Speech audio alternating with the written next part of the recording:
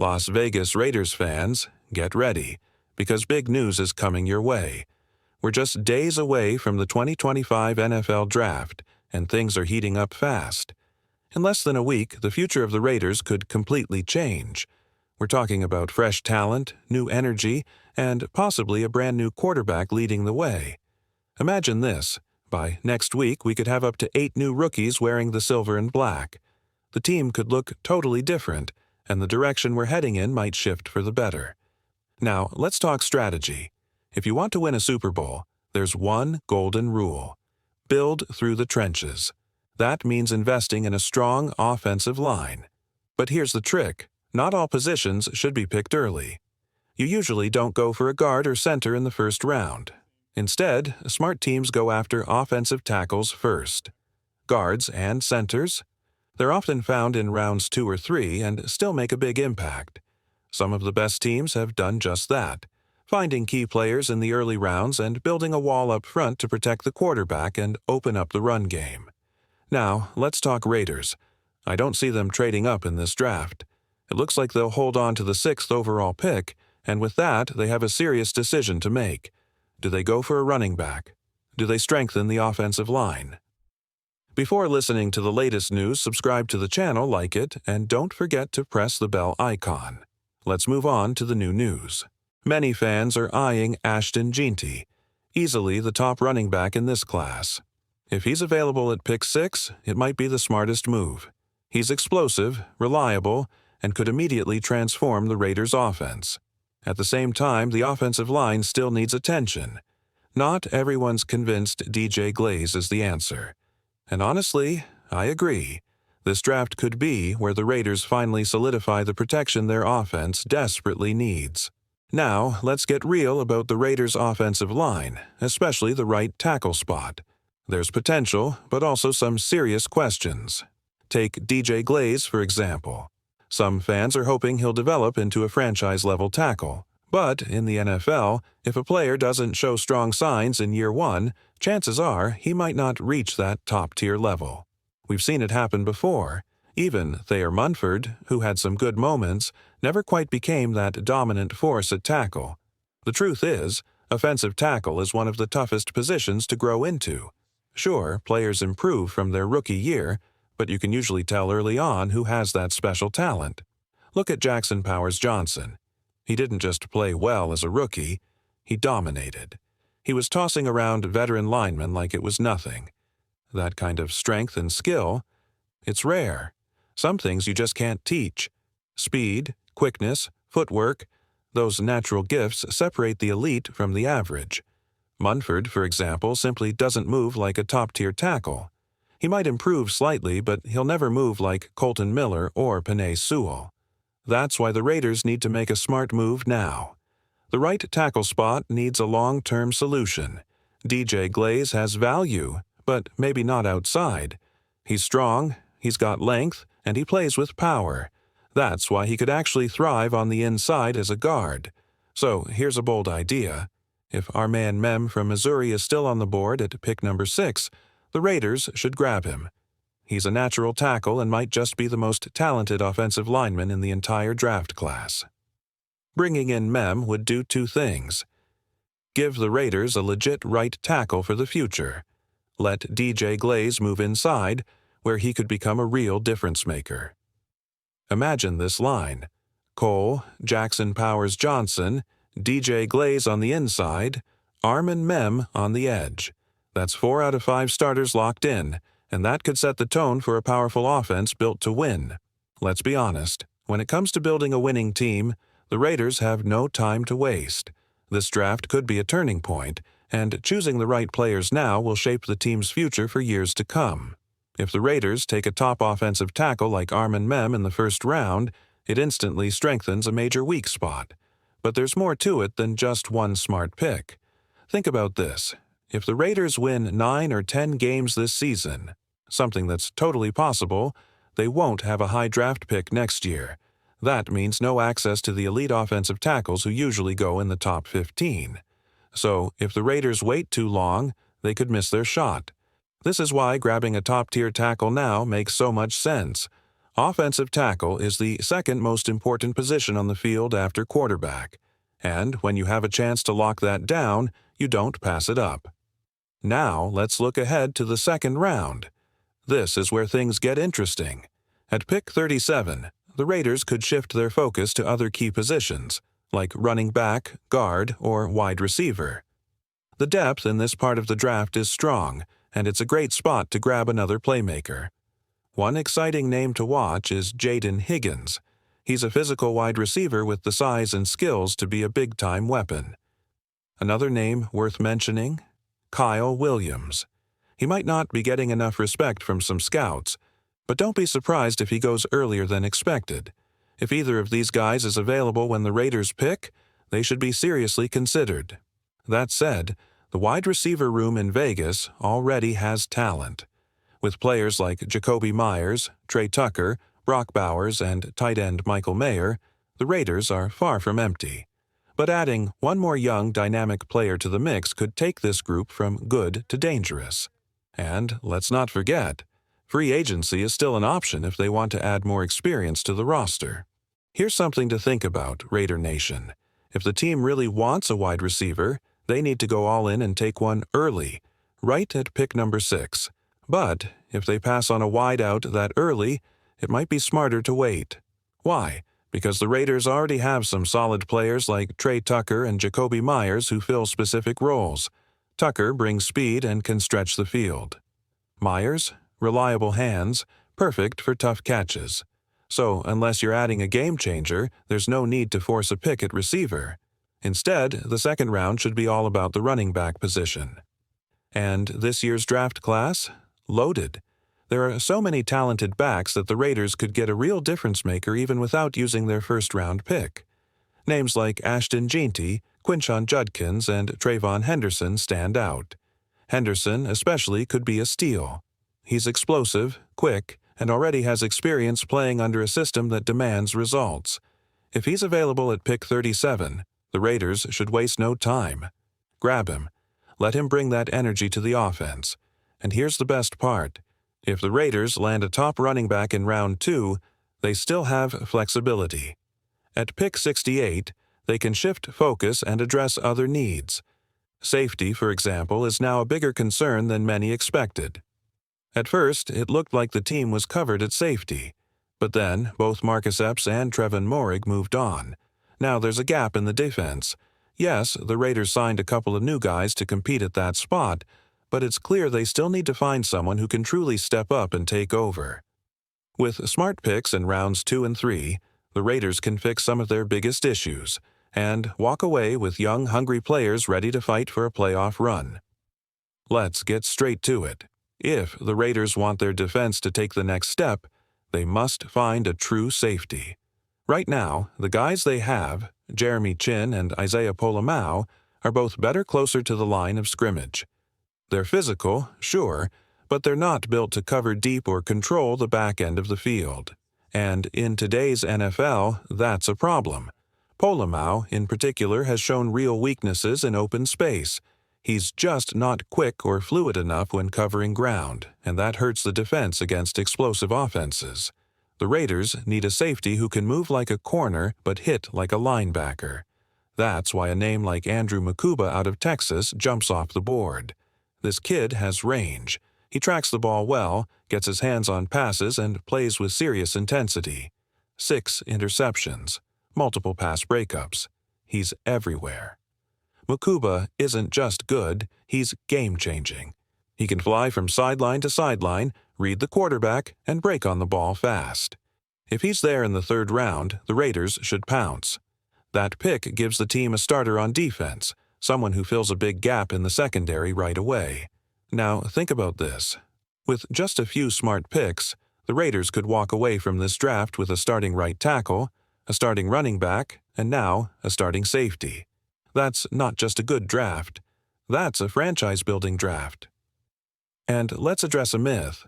Some people think the 3rd or 4th round is just for special teams players. That's nonsense. Look around the league. Plenty of All-Pros were picked on day 2 or day 3. These rounds still offer high-level talent if you know where to look. For the Raiders, pick 108 could still bring a starter. Even pick 143 or 180 can land a difference maker. That's why every selection matters, because in this class, the depth is real. If they play their cards right, the Raiders aren't just drafting depth. They're drafting starters, leaders, and future stars. And that's how you build a contender. The Raiders are entering a crucial phase of the draft, and this is where smart teams separate themselves from the rest. Let's start with the trenches. The Raiders already landed a starting right tackle, but there's still room to add power inside. One name that could seriously bolster the offensive line: Jalen Rivers. At the Senior Bowl, he didn't just hold his own, he dominated. The guy looked like a natural leader and showed he's ready to start on day one. Whether he plays tackle or kicks inside to guard, he brings the kind of flexibility and toughness the Raiders' O-line desperately needs. But don't overlook the defensive line either. Las Vegas needs more size and strength in the middle, someone who can stuff the run and collapse the pocket. Enter Cameron Jackson out of Florida.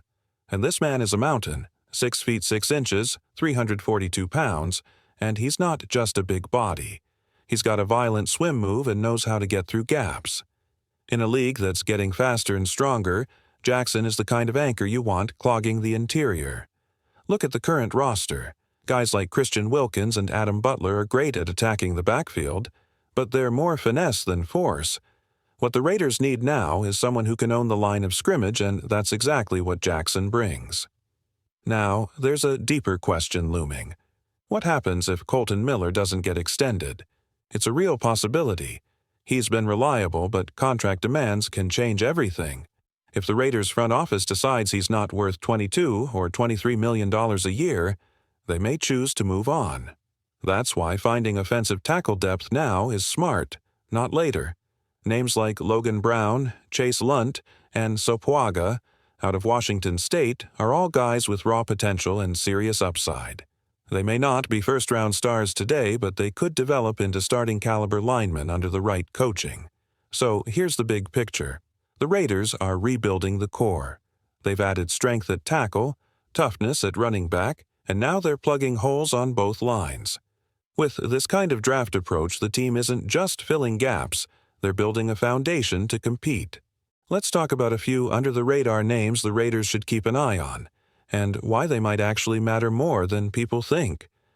One standout from the East-West Shrine Bowl was an offensive tackle who had some solid reps against Miami's Tyler Barron. Now, Barron is no joke. He's explosive, quick off the edge, and gave a lot of guys trouble. But this lineman held his ground. Impressive stuff. Still, if you're the Raiders, is drafting a tackle right now the best move? Probably not. At pick 143, you can still land someone who makes an impact right away. That's not just depth. That could be a future starter. Some fans are hoping for a wide receiver, but let's slow down. The Raiders already have weapons, and they just added Brock Bowers, who's going to be a huge target. What they really need is size, maybe a taller, more physical receiver, but that doesn't have to happen right now. Now, about quarterbacks. There are a few developmental guys still available. Some people are throwing around names like Quinn Ewers, but it doesn't feel like the right fit just yet.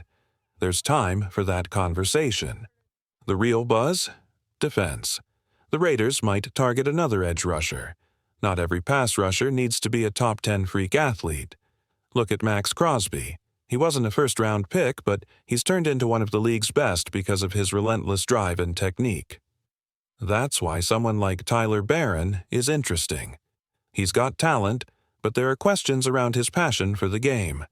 If the coaching staff, especially Rob Leonard, can develop him, he could become a serious threat. The same way Malcolm Kuntze stepped up recently.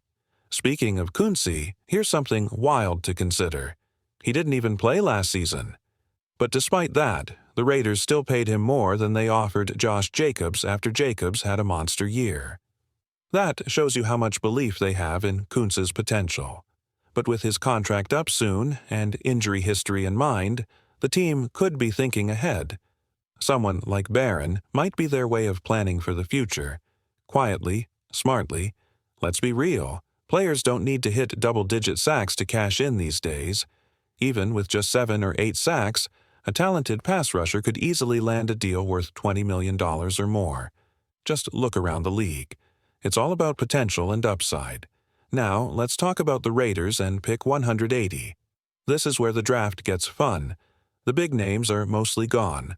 But this is where smart teams find gems. And if you're the Raiders, this is the perfect round to go after raw, hungry talent, especially at linebacker or corner. One linebacker who really stands out is David Gabenda from Texas. This guy is a tank, built strong, plays downhill, and isn't afraid to hit. In Patrick Graham's system, that kind of aggressive, no-nonsense linebacker could be exactly what the defense needs. Gabenda posted one of the top run defense grades in college football, and he's just scratching the surface. The Raiders need guys like him, players who can grow in the system, not just short-term solutions. Now, let's be honest. The linebacker group could use a serious boost. A few other names are floating around, guys like Danny Stutzman or Kareem Reed, but Gabenda fits that classic Raiders mold: powerful, fast, and fearless. There's also the running back room to think about. After letting Josh Jacobs walk, there's a huge hole. Right now, the backfield feels uncertain. Some names might not even make it to Week 1. With a new front office calling the shots, expect major changes. It wouldn't be shocking to see the Raiders draft not just one, but 2 running backs. That's how wide open this spot is. The team needs fresh legs, guys who bring energy, speed, and don't cough up the football under pressure.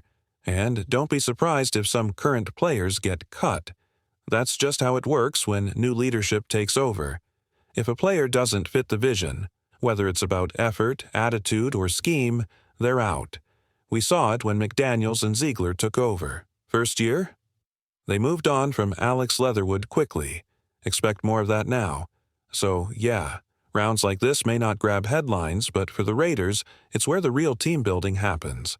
With just 2 picks left in the draft, the Raiders still have a golden chance to lock in real value.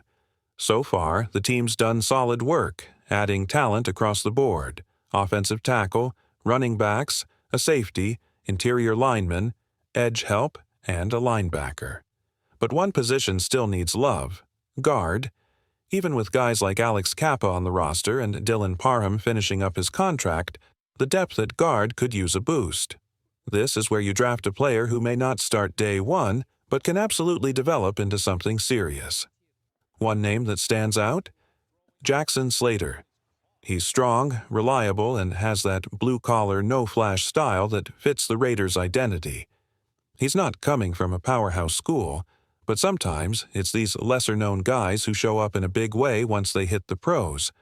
You see it every year. A guard from a small school jumps into the league, dominates quietly, and becomes a $20 million guy down the road. Why not bet on that kind of upside now? As the draft wraps up, this is where smart GMs build a team's future, not just for this season, but for the next few years.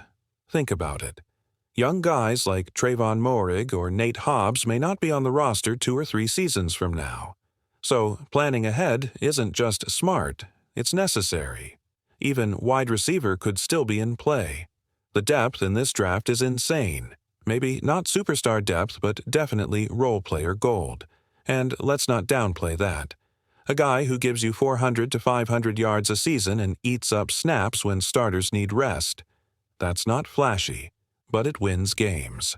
For every Max Crosby, you need an Adam Butler, a guy who steps up when the double team comes. For every Devontae Adams, you need that reliable number. 3 who can take pressure off and move the chains on 3rd and 6. So, for this final pick, the smart move could be adding another wide receiver, someone like Leonte Wester, a true grinder who put up serious numbers last year and came into Colorado with high expectations. He's not just a name on a list, he's a worker, a playmaker, and a guy who could quietly earn a key role. The Raiders don't just need stars, they need depth, flexibility, and future building blocks. This final pick could end up being one of those hidden gems that we look back on and say, "Man, what a steal." Let's be honest, sometimes high expectations don't turn into instant results. That's what happened with Leonte Wester in college. The hype was real. People thought he'd be the next big thing, maybe even a Travis Hunter-type star. But it never quite clicked at Colorado. Still, that doesn't mean the story's over. What you saw in flashes, his speed, route running, and hands, could absolutely translate in the NFL with the right coaching and system. And for the Raiders, taking a swing on him late in the draft is a no-brainer. Worst case? He's a developmental project. Best case? He turns into a valuable piece of the offense by year 3. Now, zooming out, look at this draft haul for the Raiders. It's not flashy, but it's smart. It's built for balance with a mix of potential starters and long-term depth. Guys like Armaine Mbong on the offensive line and Trayvon Henderson in the backfield bring toughness and grit. Andrew Makuba at safety has that sharpness and instinct you want in the back end. And Cameron Jackson, that dude is massive. At 6 feet 6 inches, 345 pounds, he's not just a space eater, he's learned how to push the pocket too. The coaching at Florida sharpened his pass rush skills, and it shows. When you add Tyler Barron into the mix, another raw but high-upside defender, you start to see a pattern. The Raiders are betting on coachable athletes, guys with tools, guys that Max Crosby and the coaching staff can mold. You've also got Marks, a second running back who brings fresh legs, and Jackson Slater, a guard with real potential to start down the line once veterans like Alex Kappa or Dylan Parham move on. And then there's Wester, maybe the most intriguing swing of all. High ceiling, low risk. That's how smart drafts are built. The draft is right around the corner now. The Raiders have positioned themselves to walk away with not just instant help, but the foundation for something bigger in the next few years.